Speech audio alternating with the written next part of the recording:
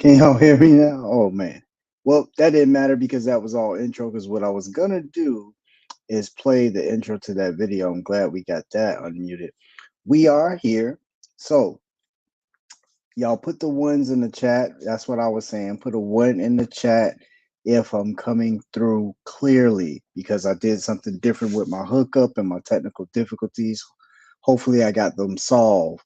So y'all let me know, am I coming through clearly? There we go. I'm starting to be able to see. Maybe y'all hearing me now. If we coming through clearly, I want to go ahead and see if I can share this video with y'all from Chief Kali. It's like an intro, something he put together. Real nice song from my brother. Let me see. Y'all put the one in the chat if we are coming through loud and clear because I want to keep the show pumping, keep this going. Let me know if my setup is working good. Please put a one in the chat. If I'm coming through good. Can y'all hear me? All right, I'm gonna go ahead and share the video, and then after the video, all right. I'm gonna share the video from Chief Kali, right? I'm gonna share the video, and after I share the video, I'm gonna come back and we're gonna get into this review tonight. Y'all let me know if the audio is coming through good on the video. Hopefully I got everything clicked. Let's do this. We'll play. You can see y'all. God in anything your reflections in. I can find God in anything I'm reflected in. You can see God in anything your reflections in. I can find God in anything I'm reflected in. You can see God. Y'all let me know if that's coming through good. I can find God in anything I'm reflected in. You can see God in anything. Put a one in the chat if y'all can hear that clearly. Some people open up their eyes to see the world they know outside. I can close my eyes and see all that and way beyond.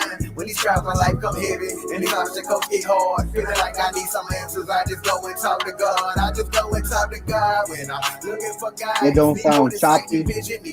African King, do it then I start sound that choppy? conversation with that voice I hear inside me. And that conversation starts with a voice inside that sounds just like me when I talk to God. You can see God in anything, your reflection. I can find God in anything. When I talk to God, you can see God in anything. When I talk to God, I find God in anything. When I talk to God, my daddy said don't never assume, ask questions. It's ironic it was that advice All that right, helped the song good. happen. It was also that advice that led me to my life's blessings. That same advice helped me make it through life's lessons. It was that advice that separates grown-ups away from children. That advice can be the difference from knowing or just believing. It was that advice that brought the gavel down on my decisions of breaking the mental chains of these man-created religions. This faith and belief, nonsense, the biggest scam ever. I hate to say it, I swear it's one hell of a mental illness.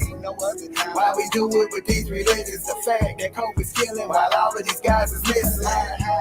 Peekaboos, guys play games with you. I'ma just assume he ain't got no COVID miracles. Maybe he ran out after making the donkey talk. Or some stories about a guy walking on water tides. Simply a distraction to keep you away from you and to look outside for a God when the God is inside of you. When you close your eyes at night and pray to that voice you talking to. When you ready to face the truth, you realize that voice is you. You can see God in anything your reflections in. I can find God in anything I'm reflecting in. You can see God in anything your reflections in. I can find God in anything I'm reflecting in. You can see God in anything your reflections in. I can find God in anything I'm reflecting in. Are y'all hearing these words? Are y'all feeling this? This Kali really poured it out on here, y'all. Chief Kali, appreciate you, bro. That, I mean, he laid it down. He laid it down, right? So, hey, good to be back in space. We're gonna do this review, people, and hell. So I'm gonna just try to chill and relax tonight. Trust that y'all gonna be able to rock with me. And what we're gonna do is we're gonna sit here. This gonna take the whole show. It's about a 30-minute video, and I'm gonna stop it at different points in time. If I feel like it's getting too long, I'll try to skip through it. But I really want y'all to examine what's going to be going on here in this video, especially if you're a non-believer. Just think about this. So if you come out of religion, just think about where this young man is and how people view hell, or how you used to view hell, how I used to view hell, and the folk we're trying to get to think outside of that religious box that they've been put in. So hopefully, and then I wanted to also look at some of the comments that was made. People actually believing this. I don't, I can. The only way I can describe it is we were just really gullible, or religious people are just really, really gullible. And then that's really what it seems to boil down to. So, not going to belabor it. If y'all with me tonight, we just going to sit back and I'm going to pause it at different points in time, maybe to give my little 2 cents. But I really, really want to get through it. I want y'all to think about this because this might be some of y'all family members, huh? This might be you. This might have been you. Let's see. Hell, and we're gonna blow it up so y'all can see it. So y'all can see that. Here we go, y'all. What you're about to see is a testimony from a man who left his body and woke up in hell. And if you're seeing this video, I do not believe that it's an accident. This video and many like it have completely opened my eyes to the reality of hell. All I'd ask is that you would just watch the full video, and God bless you. Okay, how's everybody doing? My name is Joe. I'm just making this video basically to give an account and explain to you guys what exactly I experienced. That's pretty much it. So on March 22nd, 2017, I went to sleep late that night, and when I went to sleep, I ended up my soul, my spirit ended up basically in this room with this dark room. There was two individuals in the room. I don't believe that they were people. It just seemed like they were kind of talking about something like about God, but they weren't talking about him. I couldn't really remember what they were talking about. And one of them had pulled out a joint, basically, like he was like about to smoke a joint. I remember knocking out the joint out of his hand, but for me to do that, I had to get up from the position I was laid in because I was laid vertically on like my couch, but in the same place, in this place where I was also laid the same exact way. And as I knocked it out of his hand, I fell over. When I fell over, I literally ended up in this place. And this place was just a place of outer darkness. It was complete darkness. Pause right there. Y'all forgive me. I had to say it. No, you ain't tripped. You knocked somebody joint out their hand and they sent you into outer darkness. That's what happened. Tell the truth, bro. No, I'm sorry, y'all. I'm just playing. Don't pay me no mind. Don't pay me no attention at all. Darkness. It was nothing but darkness. I couldn't see anything in front of me. I couldn't see my hands in front of me. I couldn't see.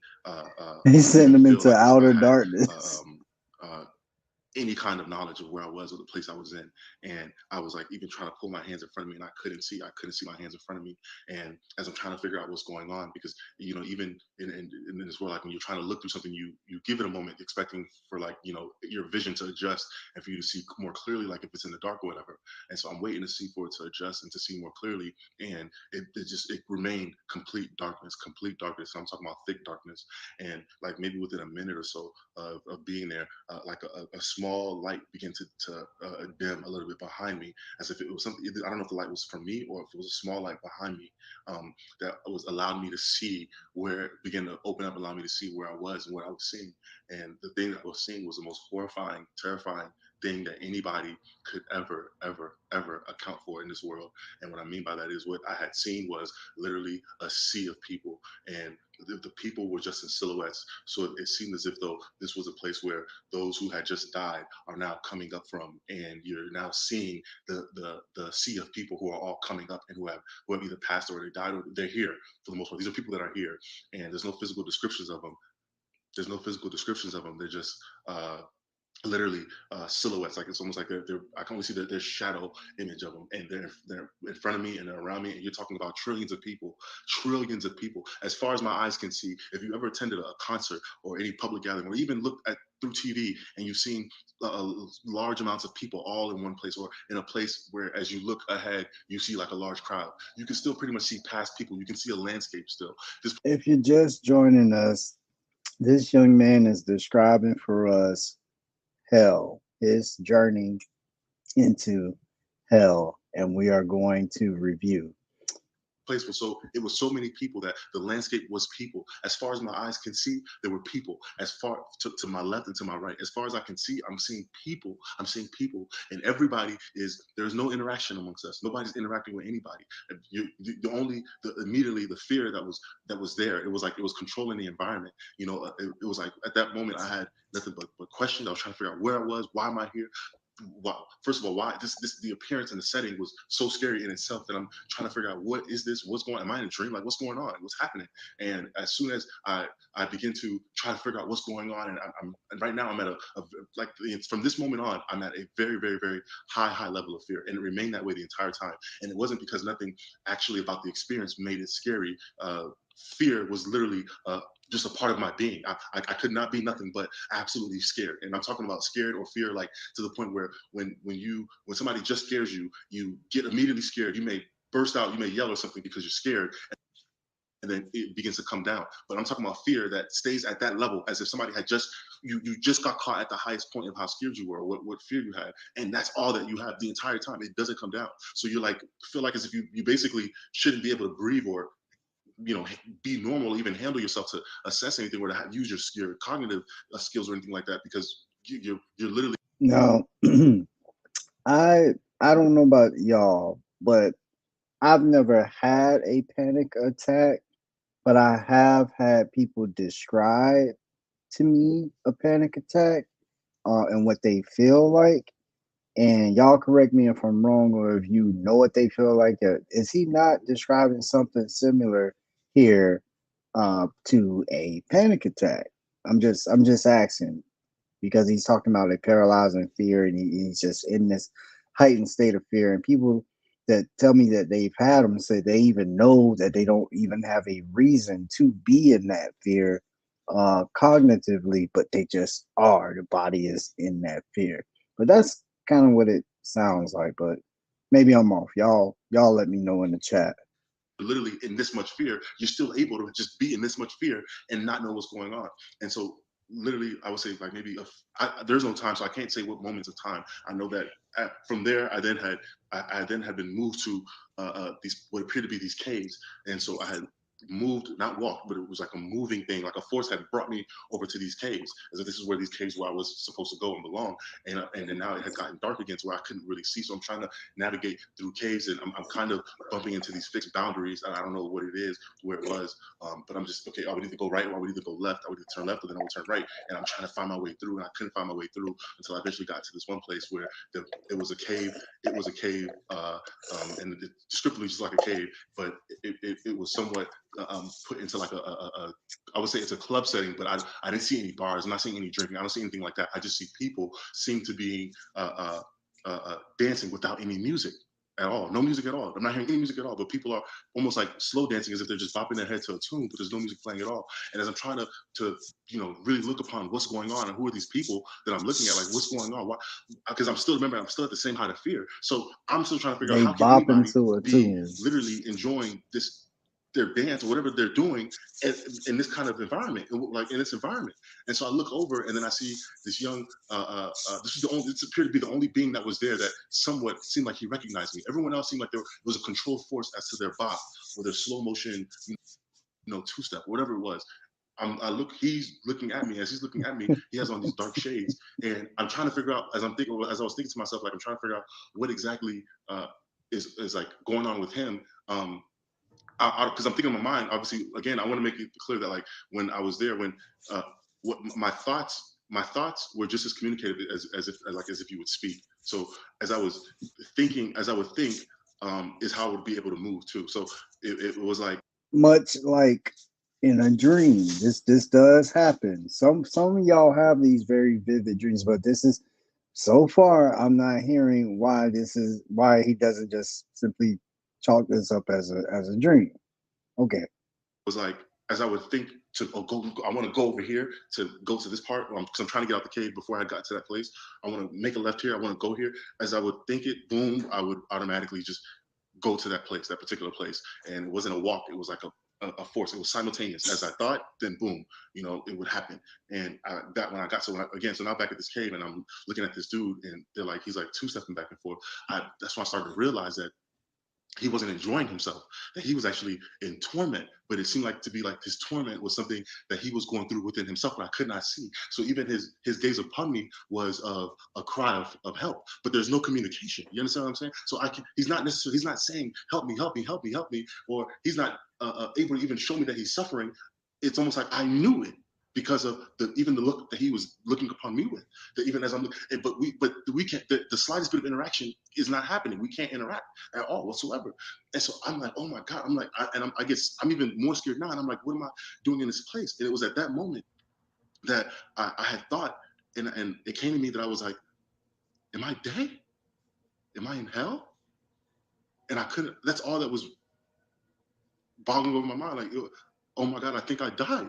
What happened? How did I get here? What am I doing here? Was the next question. It was like, what am I doing here? How did I get here? Did I die? What's going on? What's going on? Is literally the only thought of what I have about this present time.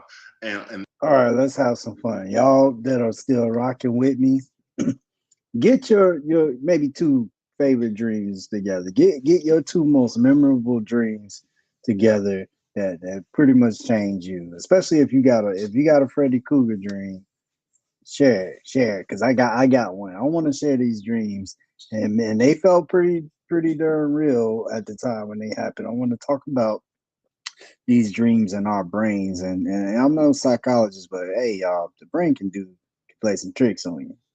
and even as I was even thinking that, I'm like, what's going on? I remember at that time I didn't even think of, like, the Lord, or my personal faith and my belief in Jesus Christ. I was, at this point I was still pretty much being tormented by my own fear of where I was, and if this is where I belong. And Peace, then the next thought was like, but I thought that I'm a Christian. Like, what am I doing here? I'm a Christian. I didn't understand, why would I be here if I'm a Christian? What am I doing here there if you I'm a go the Christian? question. What is this, my judgment? Is this where I'm supposed to be? I was, it's more than confusion, because when you say confusion, when I speak of it, it almost in our realm, it makes it seem like as if you're able to think this way and have these kind of thoughts without necessarily feeling the effects of everything else. But the other feelings and everything else, the fear and everything else, never left. So I still have that. So it's almost like as if everything. It's almost like, when people say that their life flashed before their eyes, or that things had happened so badly that in that moment. Let me show y'all. Let me see if I can do this. Why is he's asking the question,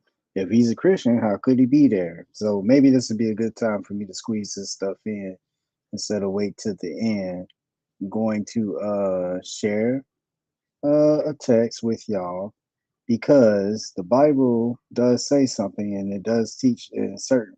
I know Christians say, "Oh, that's not what it means." Well, none of the Christians are on the same page. Okay, check this out. This is Jesus talking, and I give unto them eternal life, and they shall never perish, neither shall any man pluck them out of my hand. This is talking about the saved, right? They're not going to be lost. And then there are other texts I could put on top of this. 1 Corinthians 11 in the latter verses, like 30 into the end of the chapter.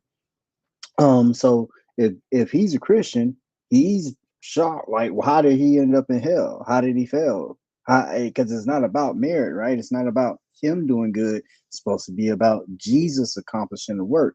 So he is asking. He asked that question. And here's the text right here. I put it down at the bottom of the screen. So we'll continue on. Let's play on. As something bad was about to happen, time has slowed down for them, even though something bad was happening at the same time.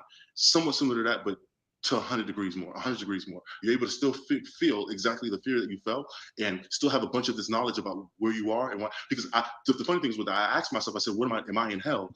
Even though even in my own knowledge, I knew I was in hell. But I don't know why I'm even still asking myself, why am I in hell?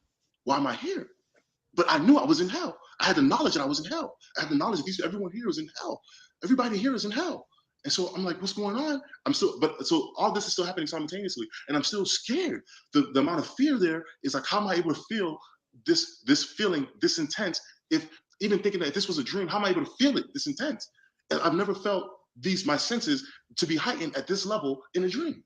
That's why the thoughts of being dead was the only thing that I could think of. How did I die? Did I die? And what am I doing here? So anyway, I'm looking upon him, and this guy is literally in torment. I was already frantically in fear and at a high level. But when I seen that upon him, and it was dawning on me that I was in that I already knew it, but it was dawning on me that I was in hell. It caused me to, even be more frantic. So I immediately, I'm looking for an exit. Where's the next place I can get out of? I think, to go over here. I go towards the end of the room because I almost don't even want any of them to really even see me here. I don't even feel like I belong here. I'm trying to get out. And so in my attempt to try to get out, I go towards the other corner of the room. As I'm going to the other corner side of the cave, as I go to the other side of the cave, I can't see anything. So I'm still trying to figure out what way am I going and not going.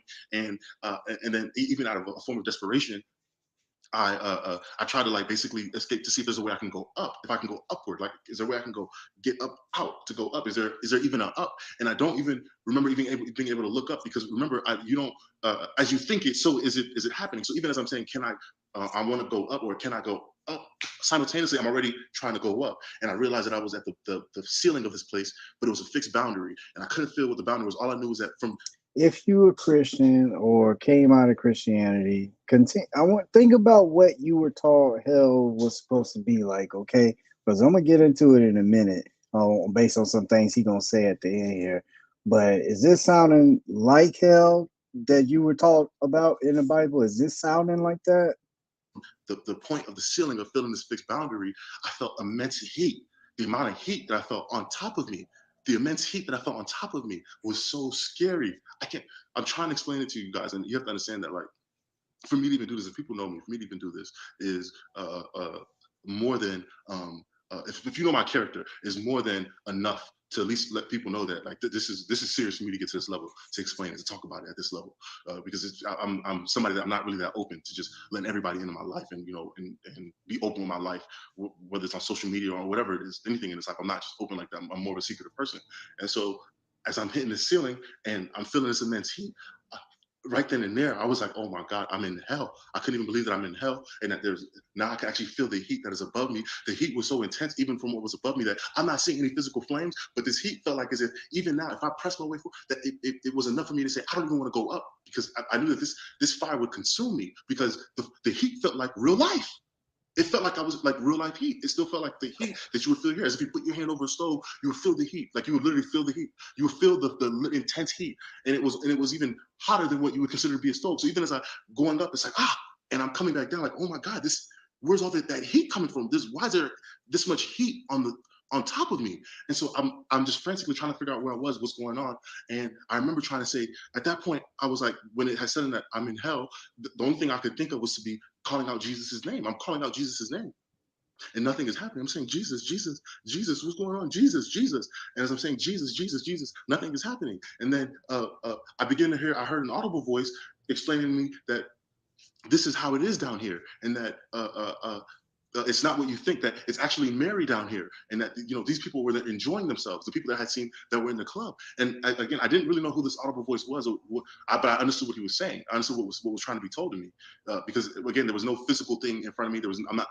I wasn't seeing a spiritual being. He was able to communicate with me through my thought in my own head, just to talk to me somewhat in the same way that we have voices here in our own heads now, here as we're on earth. And so he's telling me that this is Mary down here, that I should have no fear to want to come down here, and that I could do as I want, I could live as I want, and I could be here, and I would be Mary. It would be Mary. It wouldn't be an issue. There wouldn't be a problem. And even as he's saying this, so when he got towards the point where he's basically trying to convince me in my mind and my spirit, and I'm thinking like, yo, I'm like, nah, this isn't true. What are you talking about? I'm thinking like this. I'm horrified. I'm horrified. No way. No way am I coming here. No way will I be here. Like, without a doubt, there's no way for anybody that I would come here. I would be here. I would even want to be here. I would even consider it. And so I'm thinking, and this is after me saying, Jesus, I'm like, what's going on? And then I remember when I was saying that, I just went back to reverting to saying, Jesus, like, give me a Jesus, like, what's going on? Why is, I'm saying your name, like, Jesus, what's going on? And as I'm saying his name, that audible voice then got louder. And now the audible voice now was yelling at me. And what appeared in front of me seemed to be like an eye. It was an eye. It was a large eye. It was a large eye. And I remember the eye was not any eye we've ever seen on this earth. It was an eye that even appeared to have different arrays of colors in the pupil. It was a different kind of eye. And I knew that then this eye was what the voice was that I was hearing, because as he now was yelling, he said to me, you dare use that name down? You dare use that name as I've already been showing you everything down here? You dare use that name? But this was like, it's hard to explain it. It sounds like I'm saying it as if he said it that proper. like, so to think, you have to understand that even as Prophet is saying that you dare use that name, that the voice that he used in saying it was a roaring, yelling, a very intimidating like voice. It was like a, you dare use that name, and it was so some similar like that, but heightened. I'm not doing a good job of saying it the same exact way, but it was basically furious, infuriated that I even was saying Jesus as I was down there, and from what I was saying, and he was like, you dare use that name, you dare use that, and he began cursing at me, like, so it was like cursing at me at the same time, like, you dare use that name, blah, blah. And so even now, by seeing the eye alone, I was so frantically scared already, and the only thing in my mind was, this is Lucifer. This is the devil. This is Lucifer here yelling at me in the form of an eye, though, just the form of an eye. I'm like, but so it seemed like as if he wasn't, his presence is somewhat throughout all hell, but obviously he can manifest himself as he wishes, as he pleases. So I'm like, yo, what's going? I'm like, Jesus, I'm even more scared. I'm saying Jesus even more now. Jesus even more now. Like, oh my God, this is Lucifer. And it was in that moment that boom, that's when I immediately then woke up. So I didn't have any, there was no light, there was no bright shining light that came and got me. Jesus did not appear to me. None of those things happened. All I experienced. Okay, he knows he wakes up, but now he's awakened, and he's concluded he needs to do a video, I guess, and that's why we have this video today. But for some reason, that just wasn't a dream. This was more. He's gonna say some more things that lead that I think even if you're a Christian by now, you have to see he's departed from the traditional view of hell, and I'll get into some biblical reasons why that is the case.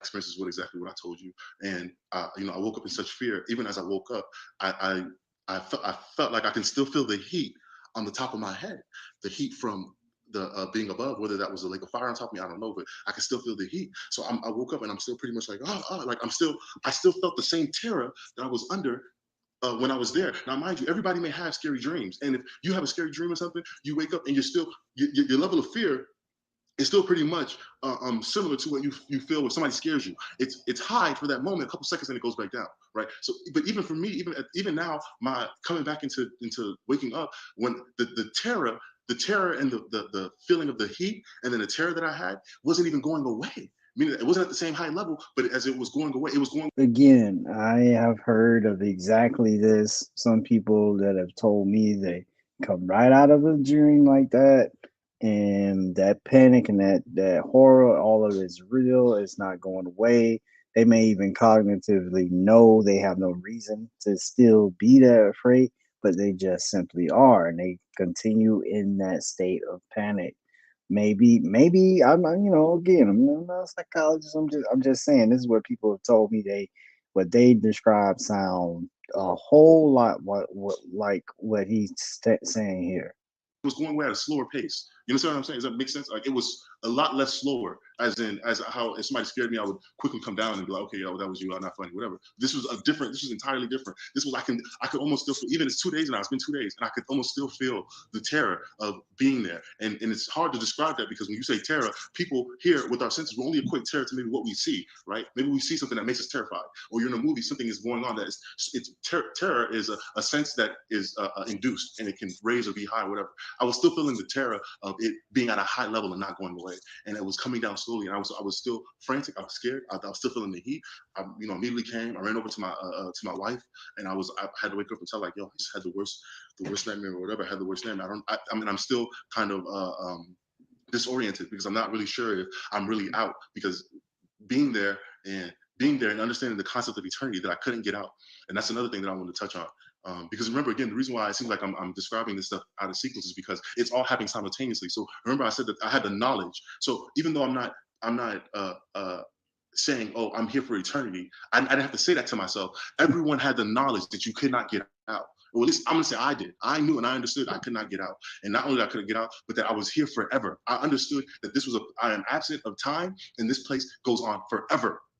And I understood that. And I think that was a part of the fear. It was a part of the terror, that all this stuff that I have knowledge of, instantly I'm completely all knowing. I'm all knowing. I know it all. I know it. Even though I'm even questioning all the things that I know to be true. The same way we know I'm breathing air because oxygen goes to our lungs. We know we learn common things here, the natural laws on this earth. We know it, we just know because we know it, either because even if it's not explained to you, you just know it to be that way. So it's the same exact way. I just knew that I was here forever. I was stuck here forever. I couldn't get out. And what was going on was being controlled. And that was the worst part about it. That was the worst part about the entire experience. That was the worst part. The worst part, and the worst part of the lack of hopelessness, and that nobody can interact with anybody else. Nobody. There's even comfort in being in going under and being in an oppressive state. There's comfort. A good example. I'm being real. Me being a Black person, it's comfort. There's still comfort to feeling like or knowing that your struggle of what you go through to overcome racial disparities or racial discrimination or biases, that I'm enduring it amongst a group. There's a certain level of comfort there and feeling, and in everybody's own heart. Or if you're in jail, even people in jail have a comfort that they're not the only ones in jail. Even if they're in solitude, they understand that there's other people here, and that this is something that others are enduring with them. You're not even given simple comforts like that. You don't even feel. It's not that you don't even care. It's not an element of that realm. You don't even feel a comfort. Comfort is absent. So there's no recognition of, oh, look at how many people we're all going through it. Look at how many people are here. It's impossible. There can't be a party in hell, because even though when you're in hell, the only person that you believe that is going through something that you can feel and feel and go through is you. The only thing you can be, even if you're there with millions upon trillions of people, you feel as lonely as if you're the only one there. And that's hard to explain. You feel like you're the only one there. That's exactly what it was. Exactly. So there's not. Now, y'all may not remember this. Correct me if I'm wrong. Remember earlier, he said something about this two-stepper that was there. And that guy was apparently trying to get his attention. In other words, not exactly loneliness. I'm just trying to see. To me, I was thinking he kind of contradicted himself with that. Maybe y'all didn't hear it. Maybe y'all go back and check. That's just what I heard. But now he's saying, no, you don't recognize it. And he's going to say some other things that are going to contradict the Bible directly if y'all just hang tight. There's not. So absent comfort, absent no interaction. Everything that appears to be even slightly good is not there at all. So it's horrifying. And mind you, again, like I'm saying, it's not because I had the knowledge of all these things that I was horrified. Horror and terror was a part of the elements, the environment. It was a part of the environment. It was exactly, you could not even choose to be at a different level of fear if you even want, because you don't even have the cognitive abilities to decide to yourself that I'm not going to be scared, or what's really going on. Let me figure out before I just act frantic. There is no, the cognitive functions that we have here are completely absent, and that's what people need to understand. That there's no controlling of it. A lot of the things the very small things that you take for granted, that you have autonomy over, that you have autonomy in mind, you have autonomy in movement, you have autonomy in what you think and how you think and what happens and what's going to happen. All that stuff is literally, it's good. I now realize it's a good characteristic. It's a good thing that you have autonomy. It's a good thing. So imagine absent anything that's good. Imagine no interaction. Family, you can't even consider family. Your family, you're not even considering your family. At this, as far as you're concerned, you even understand the aspect of that. Even your familial ties that you consider to be family is somewhat minute. It doesn't really exist. Blood relations are just physical, but the spirit is enduring on its own. You won't even consider yourself to have brothers and sisters and those of loved ones. The only kindred you have. Y'all hearing that? That's where he done messed up. That's where he done messed up. Let me bring that back. Y'all gonna see how he done messed up right there. Even your familial ties that you consider to be family good are not realized. It's a good characteristic. It's a good thing that you have autonomy. It's a good thing. So imagine absent anything that's good. Imagine no interaction. Family, you can't even consider family. He's finna talk about family. He's saying that when you're in the state, when you're down there and you're in this state, this is supposed to be the real thing of what hell is like, y'all. He's saying you won't even understand or have or be thinking or considering any sort of family ties. That's not something that's going to be there. Listen, your family, you're not even considering your family. At this, as far as you're concerned, you even understand the aspect of that. Even your familial ties that you consider to be family is somewhat minute. It doesn't really exist. Blood relations are just physical, but the spirit is enduring on its own. You won't even consider yourself to have brothers and sisters and those of loved ones. The only kindred you have is maybe those you have. I don't even know how anyone can even have the ability. For me, I didn't have an experience where I was able to have the ability to even think of loved ones. All I can endure and deal with was what was presently controlling me in that environment. and nothing. Y'all heard that? All right. Now, that's a problem. That's not the scary part. There are thousands, maybe millions of people absorbing this as fact. And we're gonna get to that exactly, TK, because I want to get to some of the comments that were on the video. But now what I want to do is point out what Jesus says when talking about hell briefly here in a parable. Some of y'all know what I'm about to present, but give me a second to adjust the screen in some different ways because I want to show you this is supposed to be what hell is for real. But how could he be giving you, as a Christian and those that believe this, how could he be giving you a true view when it contradicts what's said right here? Let me make sure y'all are seeing that. Can y'all see that? This is in Luke, the book of Luke, 16, chapter 16. Um, and this let's start back up here and get most of the story. This is about the rich man and Lazarus. Okay, so this is rich man and Lazarus. There was a certain rich man, his clothed in purple and fine linen, blah blah blah. He was really rich, right? Um, then it said that Lazarus he desired the crumbs which fell from the rich man's table. The dogs came and licked his sword. Y'all know this story. But then in verse it says, and in hell he lifted up his eyes, talking about the rich man here. The beggar died, was carried by his wings to Abraham's bosom. The rich man also died and was buried. And in hell he lifted up his eye. One second, y'all. Make sure y'all. Okay. Yeah. So in hell he lifted up his eyes, being in torments, and seeth um, Abraham afar off and Lazarus in his bosom. Now, look at going back to what he had said. The view is different. He said, as far as he could see, there were people. So, okay, the view is different. This wherever he is not the hell that Jesus is describing, because apparently far off to make it even more of a torment, you were able to see a place of comfort that you can't get to, a place of comfort that you can't get to in Jesus's hell. Okay, we're in Luke 16 type of hell. Okay, so let me continue to show you. Let's see.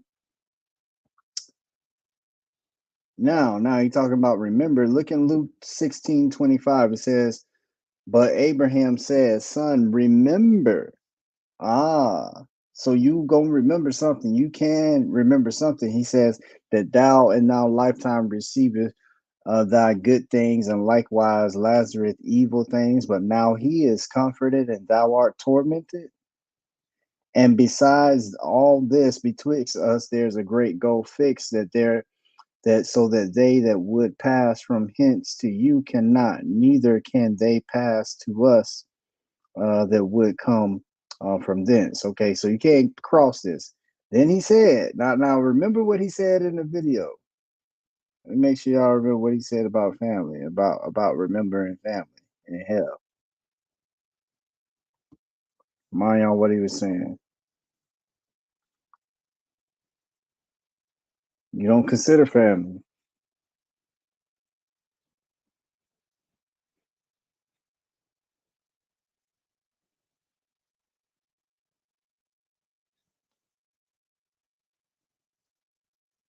But the spirit,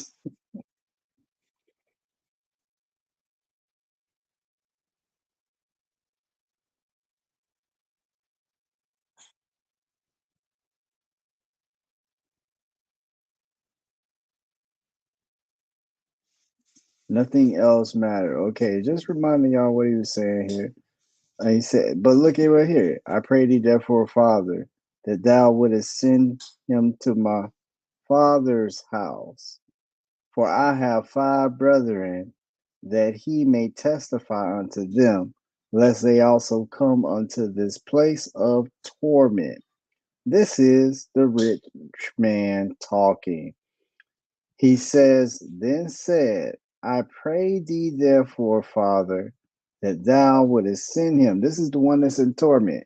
He remembers his brethren and he wants Abraham to send Lazarus to his siblings back on earth so that they do not end up in the same torment that my man here ends up in. Okay, hold on. Maybe y'all might not have saw that screen. I'm gonna go back and share this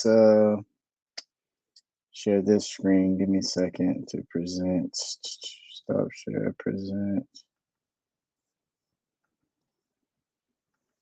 Go back to the video. Nothing else mattered.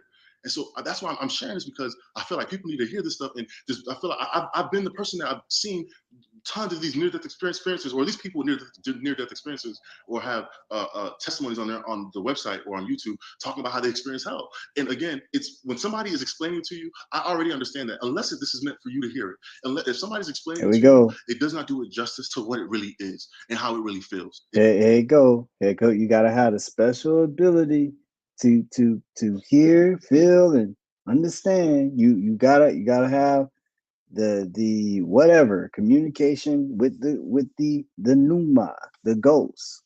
It doesn't. So the greatest impact, unless there's really grace and God has grace and mercy over your life, for you to be able to really understand what somebody is saying, or for at least for what I'm saying and how I'm explaining it, because physically you're not able to even really touch that deep. So it would have to be a miracle for God to touch somebody's heart to come to an understanding of what it is I'm explaining. Y'all hearing this?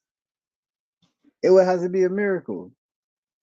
He's basically agreeing it would have to be a miracle for you to believe what I'm saying. It would have to be a miracle for you to believe what he's saying. Oh man. Let me see. Let me hit play. Maybe it's just me. That's what I heard. Explaining. And so that's why I understand that. And so that's why I'm not doing this for people to believe me. I'm doing this because I am in fear of my own record. I'm in fear of going and ending up in that place. Okay. All right. He says he's doing this for his own record, right? He's in fear. He is in fear. Hold on. Got another text. You know what? Let me see. I think I put these on my banners for. Here's a scripture I got. Hold up. I hope I paste this one. Did I paste this one? Yep, there we go. How about this? How about that? For God have not given us the spirit of fear, but of power, of love, and of a sound mind. Bruh, you cannot. And if your God gave you this dream, okay, and it's gonna see, we should let me look at some of the comments. Let's see. No, I'm gonna go ahead and let's see if we can look at some of the comments. I'll check these comments out. The first few. Look at this. This guy is real about what he's saying. This is not made. Are y'all seeing it? Make sure y'all seeing that. Yeah. This first one says, this guy is real about what he's saying. This is not made up. It's all in his voice. He is serious about what he experienced. And I definitely believe him. So, hey, you know what? Your experience, this is what believers need to understand. I'm not taking nothing away from your experience. I have experienced some things. Okay, you want to talk about dreams?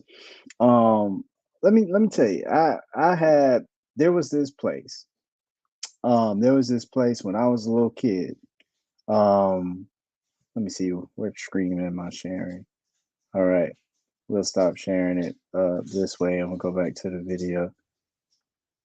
But I did want to share my little quick story. So in Statesboro, Georgia, when I was a little kid, we used to go to Statesboro, Georgia, and we used to stay with some family members. They had a lot of land, and on the other side, there was more land. And there was a little creek that ran through, like under a little bridge, a dirt road, and then there's like a fence that also went over this creek, so to keep us out of it. Anyway, it was just a little creek of water. Anyway, I had my first Freddy Krueger dream where this dude made me and my cousin walk on this spiky fence across and go across that same creek, and the creek was bubbling green slime, and he talking about as a little boy, and it felt so real, and I thought I was gonna die because that was the whole thing, right? Freddy Krueger kills you in your dreams. How many of us have had these dreams, right? Freddy's not real. It's made up. Okay, it is made up.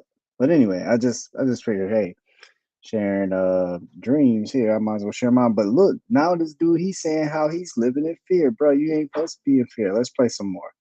I'm in fear of answering up to my life and what I'm doing in my life, in every single aspect of it, every part of it, every single aspect of it. I'm in fear. I'm in fear of my own thoughts. I'm in fear. I'm in fear, let alone because if it causes me to end up in that place, I'm in fear.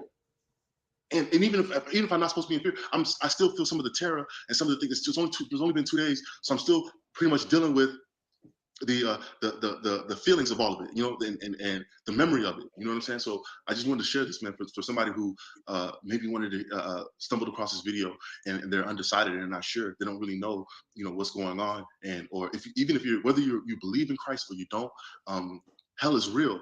Hell is real. Whether you're an intellect or whether you're someone who has never attended school in your life, hell is real, and hell is not something that is based on belief. This is not belief. This is not your belief. This isn't what you believe. This isn't everybody has respective rights in what they believe in. This is, he's stressing that this is not belief, but he literally told us from jump he went to sleep and he woke up. What are we supposed to believe this was other than a dream? What really are we supposed? Let me see the comments. And as if it would never be.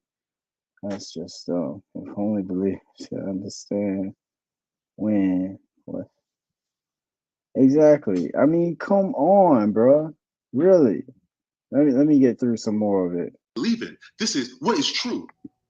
This is what is really going to happen. What is really going to go on? What is really happening? What is true? What is true?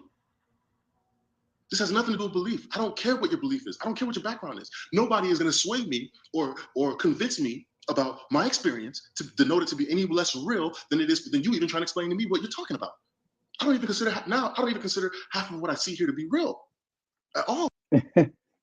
Half of what he sees here. So now reality really isn't what's real. Some of y'all, I mean, it was a video I showed a little while back. I can't go through it right now, where this Catholic dude is teaching these Catholic kids about who's going to heaven versus who's going to hell.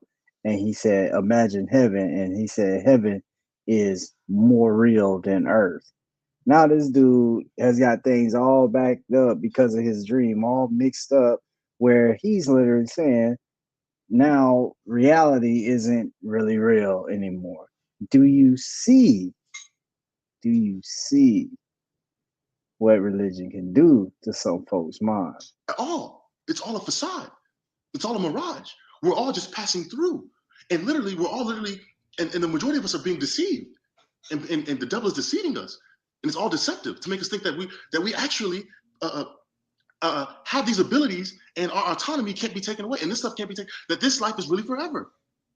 Listen to me. There's no such thing as YOLO or living for the moment. You're going to have all the time in the world to live for the moment in terror for the rest, for eternity. In terror, in fear, you'll be living for the moment, and because that moment is all you have, and nothing else will matter. Not one single thing you do here, as in a form of enjoyment, will be even remembered for you to even say that at least you lived the life that you lived. The only thing that you will have to literally to stake claim to this life is why did I even have a life to end up here in the first place? I would have rather not even had a life. I would have rather not even had any pleasurable thing, because at least there's still hope. Y'all hear what he said? I'd rather not even have had a life. And again, this goes back to one of my staple arguments.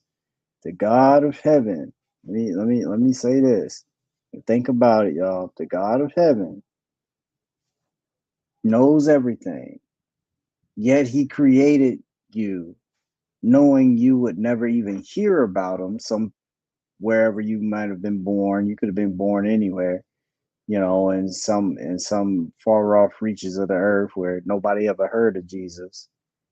Knew you was going to be born in that condition. You wouldn't even have a chance to reject. And now when you die, you got to go to hell because you can only come to the Father by Jesus. or any other way. The point is, he created you knowing he's going to torment you forever. How sick and unloving is that, knowing that that's what's going to happen? Let me try to get through this video. Still hope that I'm going to get through it. There's still hope that I could, there's something better at the end of the road. There's still hope that things can change. The stuff we talk about all the time. What's the whole premise on wanting to live for the moment is that you only live once. Now imagine what if I told you you only die once too? And then that's it. And then fate is decided. And if you can't understand eternity now, you will understand it then.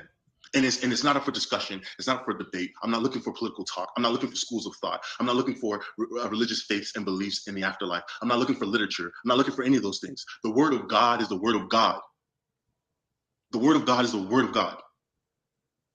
And that's all. And in that place, all you will know and understand. Now he's making an appeal to the Bible as the authority, and I'm guessing he's trying to tie this to the credibility of his dream. But we have already seen, I've already shown y'all what Jesus says in a parable that's supposed to illustrate what hell is like in Luke 16.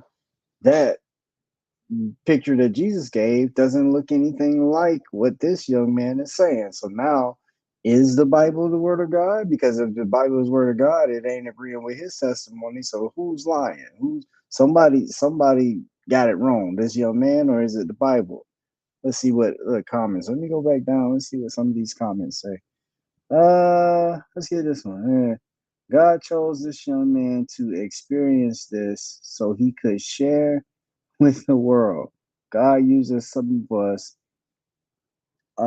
as his messengers so we could get his message out in an effort to save souls. Sorry, y'all, it's very small for me on my screen. Thank you for sharing this video. It's very motivational.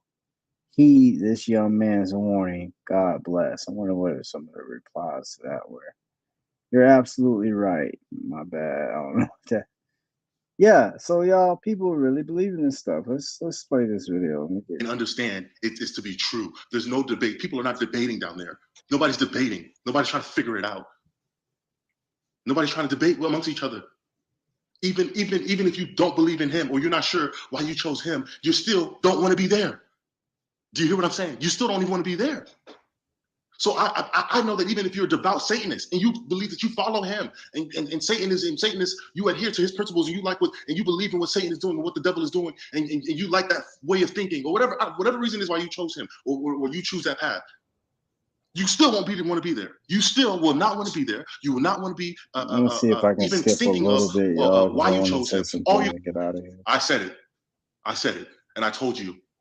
So my hands are washed because I told you because I'm now going to be accountable for how I'm going to live my life from this day forth. So, and that's, that's the most honest I can be with people. If I love you, then that's the most honest thing that I can do. And I can tell you, you can write it off. More than half of people maybe can write it off and live your life here. You can continue to live your life here. But like I said, it's everybody going to have their day. And that's not going to stop. That's the one thing that nobody can overrule or overrun. So as long as you have your day, you're going to have your date. When they say the day you were born, now here comes the experience of the day that you die. You can't say that you didn't hear it, at least not for me. You can't say it because this also will at least be my eternal proof of record of me letting people know that this was real, that hell is real. Hell is real. There's no such thing as coming close as Christians. If you even debate in your mind, if you got to even review your record to figure out whether or not you're going, you're already. Okay, let me stop there because I'm gonna go into something. And I'm gonna use some Bible on this one, y'all. So give me a second. Let me stop sharing the screen in this way. Give me a second. Now what I'm gonna attempt to do now is I'm gonna make an argument for why the so-called God of the Bible has some more issues. As soon as I figure out how to stop showing that particular text, y'all give me a second. I'm trying to. Okay, it's in blue. That's why. Duh. All right. Let me see what the comments said. He's so terrified that he'll never live again. He is definitely living in fear. Now, I want to, for the believers, there probably be a believer who will see this and say, see, Y'all looking at, here's God showing y'all an example. God is giving y'all something, and y'all not taking it as His evidence, as some evidence as to believe why you should believe. He's giving you this person's testimony, and if God gave you this, this, and that, you wouldn't believe it. I just want to point out to y'all that God does apparently know you, right? If, as a believer, if you would answer this question, does God know you better than you know yourself? A believer would probably say yes, and they would say that God knows every other person better than they know themselves. So, to a non-believer, think of whatever it is that would convince you. What could happen, or what could you experience, or what could be done for you that you would know, hey, that right there, that made me a believer. Now, there's a reason I'm asking y'all to think of that. Just try this with me. Now, if you're a believer, I want you to be watching where we're going with this here. I want you to be understanding that your God, you say your God knows everybody better than they know themselves, right? Or you would have to say that if you say that He knows everything, and also He's all loving. Okay, so check this out. Check this out. I want to show y'all a Bible passage. Let me share this screen. Give me a second to share the right screen. Stop, share, present, share. Going to, I think it's this one first. Yeah, okay. Uh, let's see. Y'all should be seeing that. Now, what I'm showing you is that there were some individuals that kept getting the word of God or didn't want to accept it. So something happened. It says, we are in Second Thessalonians chapter 2. Second Thessalonians chapter 2, start at verse 10. And all deceivableness, unrighteousness in them that perish, because they receive not the love of the truth, that they might be saved. So what did God choose to do? Since they were rejecting His truth, and for this cause God shall send them strong delusion, that they should believe a lie. Are y'all understanding? I never read this in the way that I'm going to present it when I was in the church, but think about it. God is active here in the deception of the person that is rejecting the truth. So they're already rejecting. They're like what we're doing on here, and like non-believers, we're already saying, this doesn't make sense, this doesn't work, this doesn't work. And because we're saying that, and because we're rejecting what the believers are bringing, we would qualify for this category of people. So because of that, so now God is going to say, well, since they rejected all that, I'm going to send them a strong delusion. I want to keep them in their unbelief. I'm going to solidify their position in unbelief. I'm going to send something, an evidence for their side that makes them feel even more so secure in the position of not believing in me. He's active in doing that. That's what this said. Just so I went ahead and let me share the NLT version just for a simpler read of what that means. Just for a simpler read of what it means, I'll share it in this version here. Okay, am I there? Yeah, let's see. It says, this man will come and do the work of Satan with counterfeit power and signs and miracles. So somebody's doing trickster stuff. He will use every kind of evil deception to fool those on their way to destruction, because they refuse to love and accept the truth that would save them.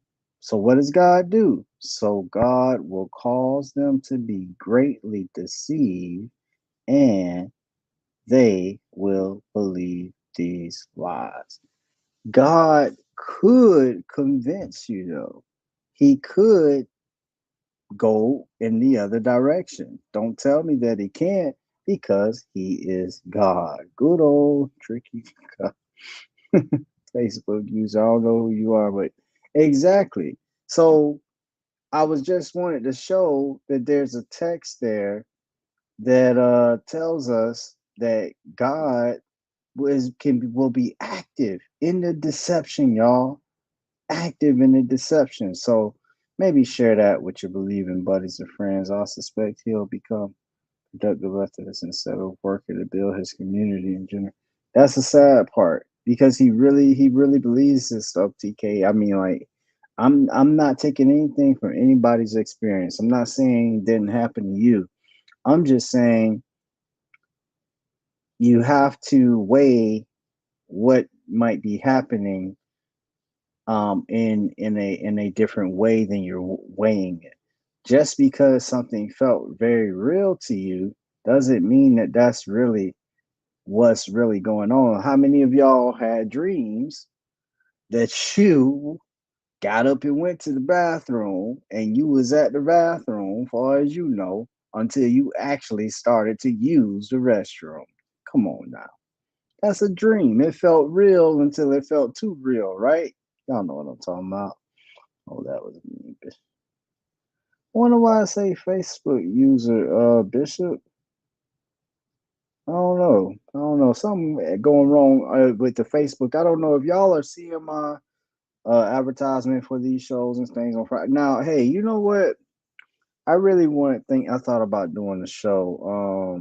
Before I go, let me see. I don't know if I could do it real quick. Would y'all be interested? Well, you know what? Maybe I'll just show it here if I can find the picture real quick. With all this stuff going on, maybe I'll leave y'all with something a little controversial. With all this stuff going on, with all of the use and stuff like that, and all of that kind of talk, and the different folk identify, or whomever, whatever the synagogue of Satan is, and whomever, whatever that is. Where would I find this? I did a presentation when I was still preaching. And one of the things I showed in the presentation was I was talking about circumcision. I'm gonna go ahead and say it this way, because I may not be able to find the picture to post for y'all. But and maybe y'all would be interested in me showing this sometime this week. Um and I did a chart of the world, and it showed the areas of the world where circumcision happened the most historically, like where circumcision, y'all know what circumcision is, right? Okay. Where and what parts of the earth that happened most. Man, I really want to find this graphic. It'd be way back here. I should scroll.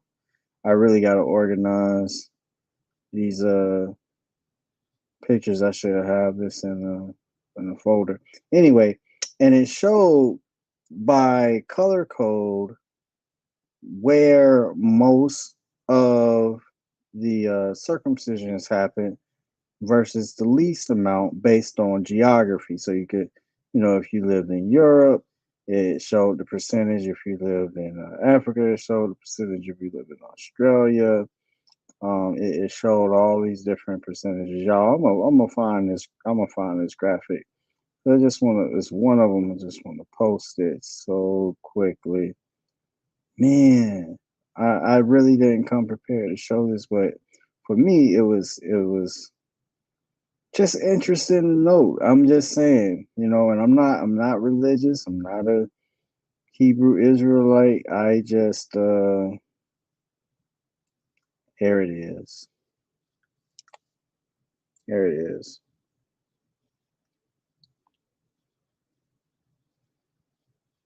I'm gonna actually show y'all this before we go, before we get out of here.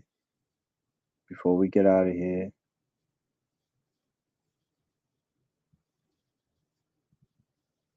Let's see. Before we get out of here, y'all check this out. Y'all tell me. I might have to add some more information to it, but y'all tell me. Y'all see this? Y'all see this?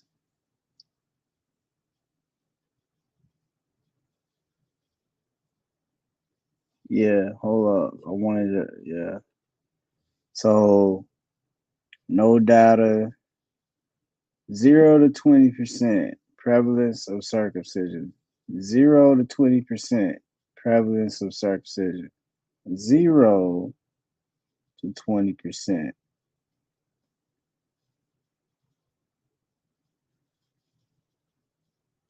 Now, y'all may be saying, oh, I don't understand. I don't, bro, look at this map. Look at this map, right?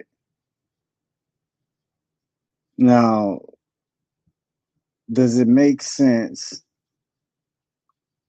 that the ones that will have the heaviest 80 to 100% when it comes to circumcision, is that likely something they started later? Or would it be more likely that those are the darker places because that's really the people who had been practicing circumcision? See, why do I bring this up? I bring this up because the lay member, I'm not going too deep with it. Maybe I can't, but I want the lay member in the church. Y'all look at this map real closely. The lay member in the church thinks that that custom of circumcision came from a people who look like the people who we think are the people today. But look at this map. Very, very closely.